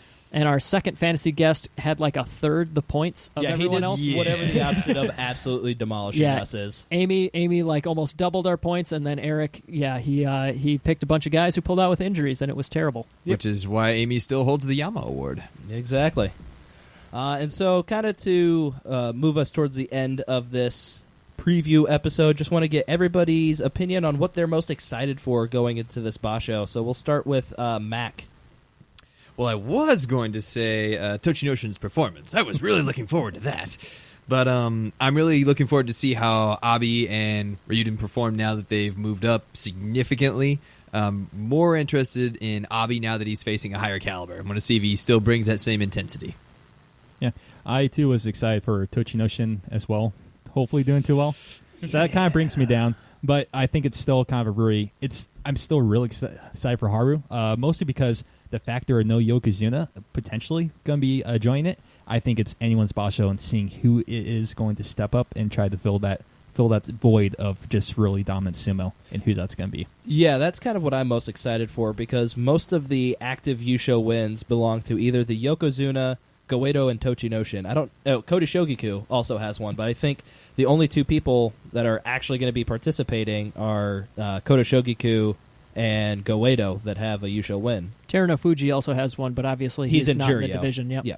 So that makes potentially only 2 active Yusho wins among everyone participating. That's crazy. Yeah, so what I'm looking forward to most is most likely a first-time Yusho winner. Just the unpredictability of that, who that could be. Probably Takayasu, but hey, why not Hokuto Fuji? Takayasu. Why not Hokuto Fuji? That would be crazy. I wonder if it's ever happened where 2 Yusho in a row have been won by Megashira, even separate Megashira, of course. But sounds like you need to do research. Sounds like we're looking up a fun fact for next time. Jake is looking up the fun fact. But yeah, that's what I was going to say. I mean, it opens up the field big time with a lot of high-profile injuries here. I am hoping for a Takayasu win.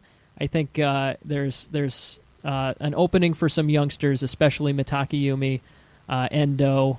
Those two, I think, are both in a decent position here.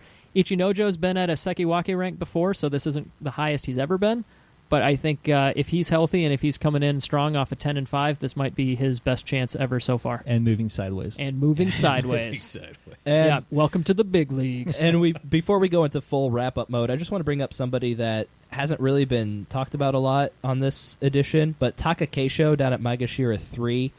He had a poor performance at Komosubi in the last Basho, but, I mean, he's shown before that at this level that he can have a very good performance. He's gotten a June Yusho from Maegashira 1, I believe, with 11-4 record. And going up against a depleted field, I think he's another one that could be one to look out for.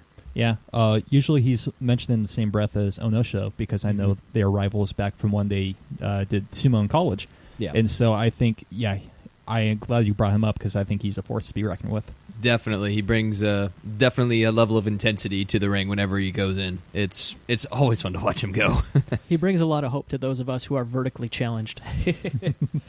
But in the vein of further getting interaction between us and the people that listen to this podcast, we have actually created a Google Voice number, and that number is 805-613-7866. That is 805-613-SUMO. This is 100% a real number that you can call, and nobody's going to pick it up. But you will hear the very... we don't have time for that. No.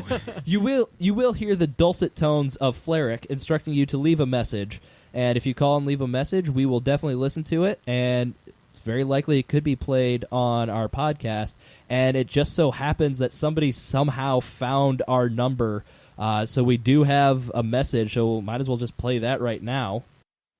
Hey, Grand Sumo Breakdown, GSB! This is your boy Hakuho. Just want to call, let you know, don't let Mac pick me for the U show.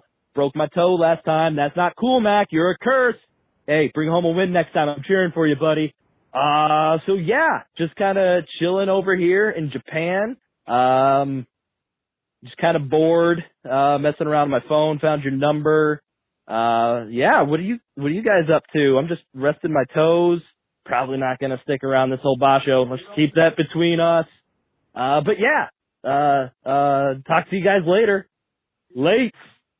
Wow, Hakuho, friend of the show, Hakuho, calling in on his time off, just fiddling around with his phone, somehow found our unadvertised number. It's great that he thinks of us in his downtime. Indeed. To bring it back, yeah, it's a U.S. number, so it's probably not too easy to call from the United States. If you're not too easy to call from outside beyond the United States. Thank you so much. From outside the that United would have been States. very confusing. Yes, indeed. But you can still reach us by email, Twitter, Facebook. There's still ways you can reach out to us. Social media is awesome. Indeed. Also, the messages can only be 3 minutes long. That's a limitation of the Google Voice voicemails. So make sure you keep them under 3 minutes if you do. And yeah, send us your predictions, hot takes, who you like, who you don't like. When you think Aoyama's going to make Yokozuna, whenever. Exactly. I'm more interested in hot takes and opinions about some Rikishi that I'll love to hear what you guys think of those guys. Yeah. Or you could just drop by and say, hey, GSB, you guys suck. Whatever works. We're opening ourselves up to feedback. We got to accept the bad stuff, too. That's actually not... It's not as bad as you think it is. You're less likely to get on the show that way, but, That's whatever. true. Hey, I am hope for all. I am hope good point. for everybody. A shining beacon. That's right. The other thing I want the people to know about, NHK World has actually... They're the ones who put on the Sumo Highlight Show that I know a lot of people watch either on the website or through some YouTube channels as well. They have been listening to the English Sumo fans, and they have decided to probably going to lengthen the show or try to include all of the matches. So kind of watching there to kind of see what's happening. Some exciting stuff is. Yeah, and I believe this is technically just rumors right now, but highly substantiated rumors. We won't fully know until the basho actually starts and we see it. Yeah, it's we don't know exactly for sure, but I do know that they're hoping that they're wanting us to watch this show, and they're putting out good content, so they're trying to take feedback and improve the show. Haru kicks off this Sunday, March 11th. Look for our midway review around March 17th, and we'll wrap up either the 26th or the 27th. All right, and if you enjoyed this podcast and want to leave us a good review, you can go to your favorite podcast listening device, or not iTunes. What's the new thing, Flerick? I think technically Apple Podcasts. Apple Podcasts. But they probably go by both. Leave us a 5-star review there. You can find us on Twitter at GSumo Breakdown and Facebook at Grand Sumo Breakdown. You can check out our blog where we have our Fantasy Sumo League and our power rankings, grandsumobreakdown.wordpress.com. If you have any questions, comments, or corrections, drop us a line at grandsumobreakdown@gmail.com. And we once again want to send out our sincerest thanks to Bruce Henderson from the Tachiai blog for joining us earlier in this episode, and we'll see you next time. Wait, that's who it was?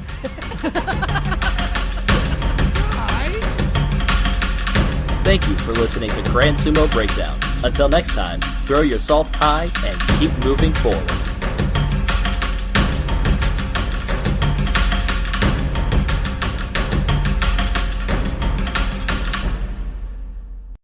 You young whippersnappers, you set your levels wherever you choose. Yeah, we'll handle this later with some impromptu sumo matches in the backyard. I was going to say, indeed. Y'all fix it in post-production, you hear? Probably just cut me out of it, I'm sure. That's the easiest way to improve our episodes, I found, in editing, is just cut Ryan out. I talk for at least double Solid. what's actually in the episodes. We just humor him and nod and browse, just go on Reddit on our phones while he goes off on his thing. Yep.